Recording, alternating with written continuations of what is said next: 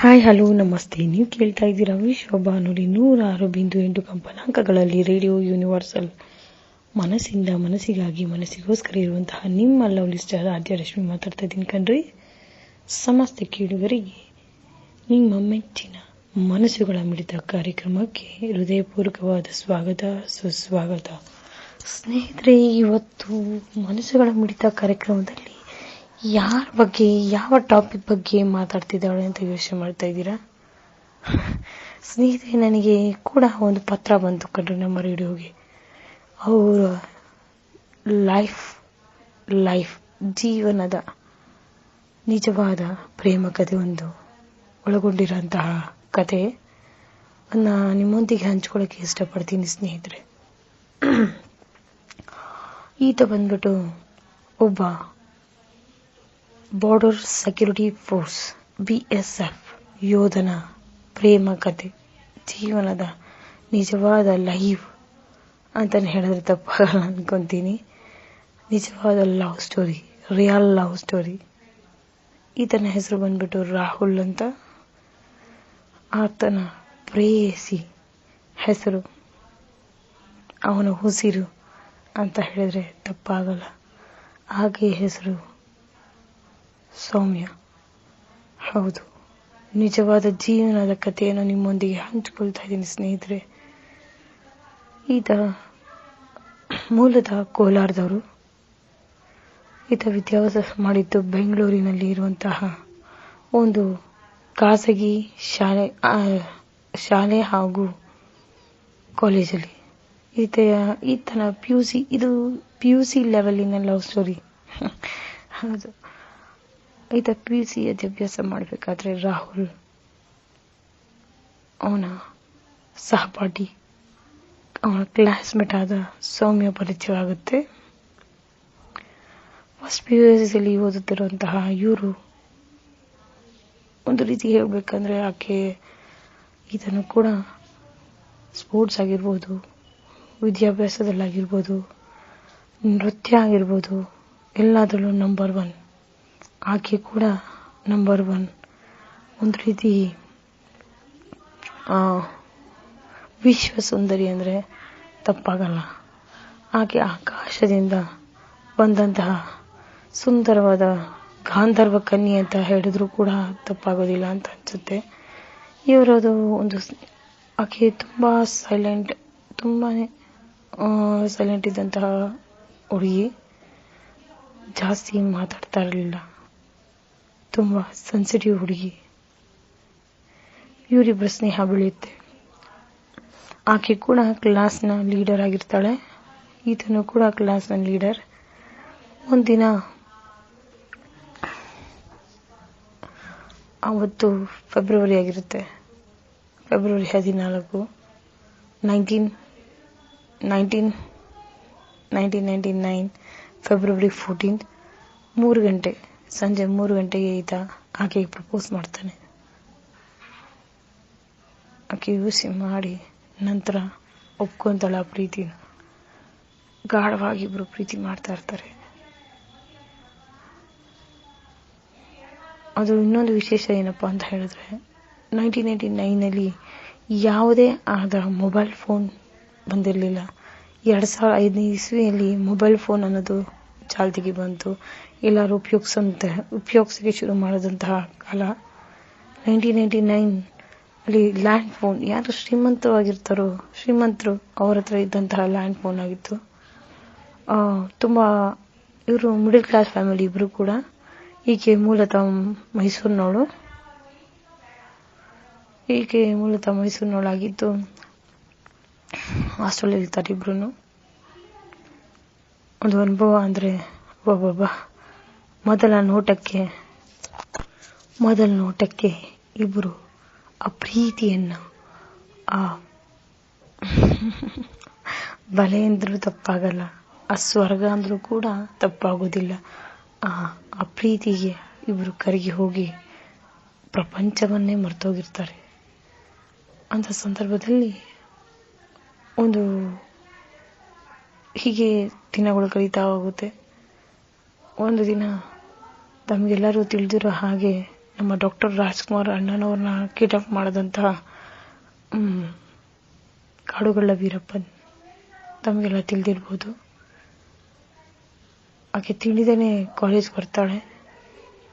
ಆಗ ಎಲ್ಲ ಬಸ್ಗಳು ಇರೋದಿಲ್ಲ, ತುಂಬ ಸ್ಟ್ರೈಕ್ ಆಗ್ತಾ ಇರುತ್ತೆ, ಫೋನ್ ಫೆಸಿಲಿಟೀಸ್ ಇರೋದಿಲ್ಲ. ಹಾಗಿದ್ರು ಹೇಗೋ ಅವನ್ನ ನೋಡಲೇಬೇಕು ಅಂತ ಈಕೆ ಬರೋಕ್ಕೆ ಕಾತೊಡದಿಂದ ಕಾಯ್ತಿರ್ತಾಳೆ. ಆತನು ಕೂಡ ಈಕೆ ನೋಡೋಕ್ಕೋಸ್ಕರ ಬರ್ತಾನೆ. ಹೀಗೆ ಇವರ ಪ್ರೀತಿ ಮುಂದುವರಿಯುತ್ತೆ. ಒಂದು ದಿವಸ ಅವರು ಎಕ್ಸಾಮ್ಸ್ ಹತ್ರ ಬರುತ್ತೆ. ಕೊನೆಯ ದಿನ ಇಬ್ರು ಭೇಟಿ ಆಗ್ತಾರೆ. ಆದರೆ ಅದೇ ಅವರ ಕೊನೆ ಭೇಟಿ ಅಂತ ಇಬ್ಬರು ಕೂಡ ಮನಸ್ಸಲ್ಲಿ ಅಂದ್ಕೊಂಡಿರೋದಿಲ್ಲ. ಅವರ ಹುಡುಗನ ಮನೆಗೆ ಈತನ ಪ್ರೀತಿ ಮಾಡುವಂತಹ ವಿಷಯ ಸೌಮ್ಯೆಯ ಬಗ್ಗೆ ಅವರ ತಂದೆ ತಾಯಿಗೆ ತಿಳಿಯುತ್ತೆ. ಈತ ಕೋಲಾರ್ಗೆ ಹೊರಡ್ತಾನೆ. ಆಕೆ ಕೂಡ ಮೈಸೂರಿಗೆ ಹೊರಟ್ಬಿಡ್ತಾಳೆ. ಸೊ ಒಂದು ರಜಾ ಇದ್ದಂತಹ ಸಂದರ್ಭ ಅದು. ರಿಸಲ್ಟ್ಗೋಸ್ಕರ ಕಾಯ್ತಾ ಇರ್ತಾಳೆ. ಅವಳು ಕೂಡ ಕರೆ ಮಾಡ್ತಾಳೆ. ಕರೆ ಮಾಡಿದ್ರು ಕೂಡ ಅವರ ತಾಯಿ ತಗೊಳ್ತಾರೆ. ಆದರೆ ಈತ ಫೋನೇ ರಿಸೀವ್ ಮಾಡ್ತಾ ಇರಲ್ಲ. ಏನಾಯ್ತು, ಯಾಕೆ, ಏನು ಅಂತ ಹೇಳಿ ತನ್ನ ತಮ್ಮ ಕಸಿನ್ ಅವನು ಕೂಡ ಫೋನ್ ಮಾಡಿಸಿ ವಿಚಾರಿಸುವಂತ ಕೆಲಸ ಮಾಡ್ತಾಳೆ ಅವಳು. ಆದರೆ ಹುಡುಗನ ತಾಯಿ, ರಾಹುಲ್ ಅವ್ರ ತಾಯಿ ಏನು ಹೇಳ್ತಾರೆ ಅಂದ್ರೆ, ಆತನಿಗೆ ಮಿಲಿಟರಿಯಲ್ಲಿ ಜಾಬ್ ಸಿಕ್ಕಿದೆ, BSF ಅಲ್ಲಿ ಜಾಬ್ ಸಿಕ್ಕಿದೆ, ಆತ ಕಾಶ್ಮೀರ್ಗೆ ಹೊರಟಿದ್ದಾನೆ ಅನ್ನುವಂಥ ಮಾಹಿತಿ ಈಕೆಗೆ ಸಿಗುತ್ತೆ. ತುಂಬಾ ನೊಂದೋಗ್ತಾಳೆ, ಬೆಂದೋಗ್ತಾಳೆ. ಅದೇ ಟೈಮಲ್ಲಿ ಬಹಳಷ್ಟು ಕಾತುರದಿಂದ ಬಹಳಷ್ಟು ಪ್ರಯತ್ನ ಪಡ್ತಾಳೆ. ಈತನ ಮಾತಾಡಿಸ್ಬೇಕು, ಭೇಟಿ ಆಗಬೇಕು ಅಂತ ಹೇಳಿ ಆಗೋದಿಲ್ಲ. ಅದೇ ಸಂದರ್ಭದಲ್ಲಿ ಈಕೆ ರಿಸಲ್ಟ್ ಅನೌನ್ಸ್ ಆಗುತ್ತೆ. ಆಕೆ PU ಹೈ ಫಸ್ಟ್ ಕ್ಲಾಸಲ್ಲಿ ಪಾಸ್ ಮಾಡಿರ್ತಾಳೆ. ಅದೇ ಸಂದರ್ಭದಲ್ಲಿ ಈಕೆ ಏನ್ ಮಾಡ್ತಾಳೆ ಅಂತ ಹೇಳಿದ್ರೆ, ಬ್ಯಾಂಗ್ಳೂರಲ್ಲಿ ಪ್ರೈವೇಟ್ ಕಾಲೇಜಲ್ಲಿ ಕೂಡ ಆಕೆಗೆ BCom ಜಾಯ್ನ್ ಆಗ್ತಾಳೆ ಡಿಗ್ರಿಗೆ. 3 ವರ್ಷ ಹಾಗೆ ಕಳೀತಾ ಹೋಗ್ತೆ. ಕೊನೆಗೂ ಬಹಳಷ್ಟು ಪ್ರಯತ್ನ ಪಡ್ತಾಳೆ. ಎಲ್ಲಾರನ್ನೂ ಕೂಡ ಪ್ರಯತ್ನಿಸ್ತಾಳೆ ನಂಬರ್ ತಗೊಳ್ಳೋಂಥದ್ದು, ಆತನ ಭೇಟಿ ಆಗ್ಬೇಕು ರಾಹುಲ್ನ ಅಂತ ಹೇಳಿ. ಕೊನೆಗೂ ಆಗೋದಿಲ್ಲ.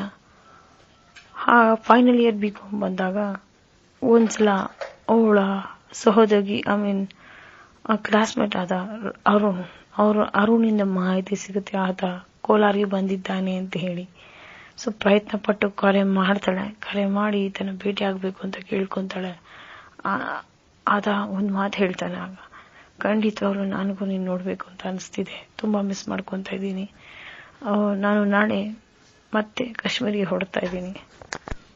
Railway station, Bangalore railway station ಅಲ್ಲಿ ನಾನು ನಿನ್ಗೋಸ್ಕರ ಕಾಯ್ತಾ ಇರ್ತೀನಿ. ಸಂಜೆ ನನಗೆ 5 ಗಂಟೆ ಟ್ರೈನ್ ಇದೆ, ಬಾ ಅಂತ ಹೇಳಿ ರಾಹುಲ್ ಸೌಮ್ಯಗೆ ಹೇಳ್ತಾನೆ.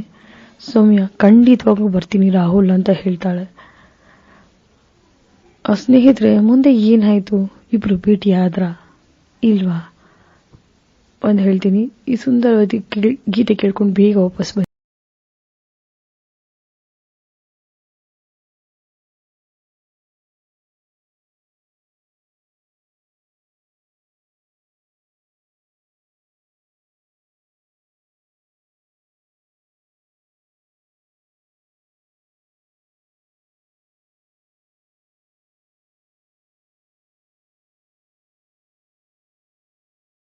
ಸಂತೆಯಲ್ಲೇ ನಿಂತರೂನು ನೋಡು ನೀನು ನನ್ನನ್ನೇ, ನಾನು ಮಾತ್ರ ಕೇಳುವಂತೆ ಕೂಗು ನೀನು ನನ್ನನ್ನೇ. ಕಣ್ಣ ಕಟ್ಟಿ ಬಿಟ್ಟರೂನು ಈಗ ನಾನು ಕಾಣಬಲ್ಲೆ ನಿನ್ನನ್ನೇ, ಸೇರಬಲ್ಲೆ ನಿನ್ನನ್ನೇ, ನಾನು ಮಾತ್ರ ಬಲ್ಲೆ ನಿನ್ನನ್ನೇ.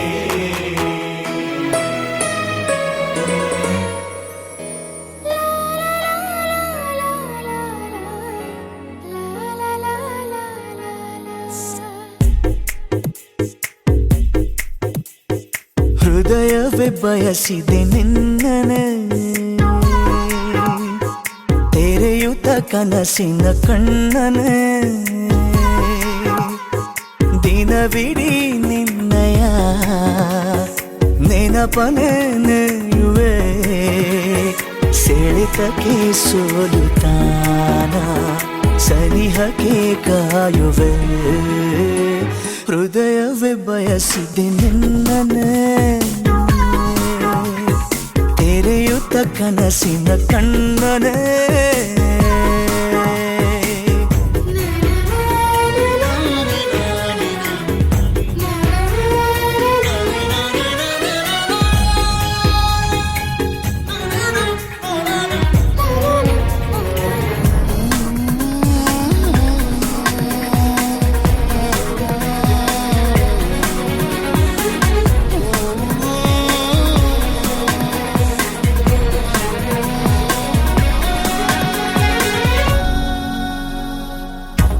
ಜೀವಗಳ ಭಾಷೆ ಇದು ಬೇಕೆ ಅನುವಾದ ಭಾವಗಳ ದೋಚುವುದು ಚೆಂದ ಅಪರಾಧ ಯಾರಿಗೂ ಹೇಳದ ಮಾಹಿತಿ ನೀಡು ಖಾತರಿ ಇದ್ದರೂ ಕಾಯಿಸಿ ನೋಡು ನಿನ್ನಿಂದ ನನ್ನ ನೀನೆ ಕಾಪಾಡು ಹೃದಯವೇ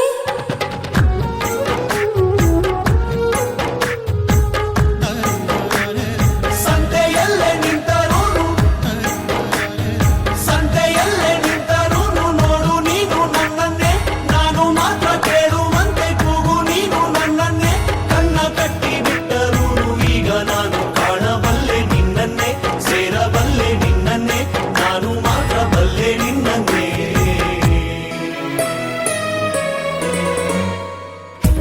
ಕಣ್ಣಿನಲೆ ದಾರಿ ಇದೆ ನನ್ನ ಸಲುವಾಗಿ ಮೆಲ್ಲಗಿನಿ ಕೈಯ ಹಿಡಿ ಇನ್ನು ಬಲವಾಗಿ ನನ್ನಯ ತೋಳಲಿ ನೀನಿರೆ ಇಂದು ಸಾವಿಗೂ ಹೇಳುವೆ ನಾಳೆ ಬಾಯಂದು ಆಗಲೇ ಬೇಡ ದೂರ ಎಂದೆಂದು ಹೃದಯವೇ ಬಯಸಿದೆ ನಿನ್ನನೆ ತೆರೆಯುತ್ತ ಕನಸಿನ ಕಣ್ಣನೆ ದಿನವಿಡೀ ನಿನ್ನಯ ನೆನಪನೆ ನೆಯುವೆ ಸೆಳೆತಕ್ಕೆ